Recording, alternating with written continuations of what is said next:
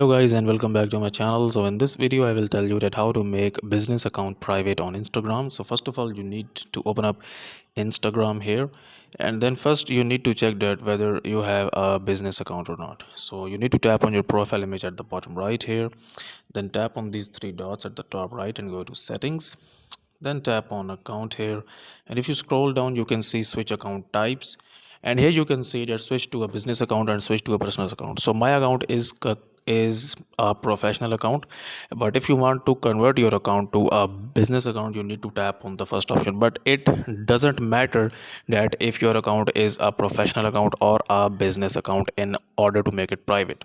So you have to go back here, and then you tap on privacy, and then at the top you can see private account. Now here is the thing, there is not any option on Instagram that will private your business or professional account. Let me show you. If you turn this on here, it says that business accounts can't be private. If you want to make your account private, first switch back to personal account.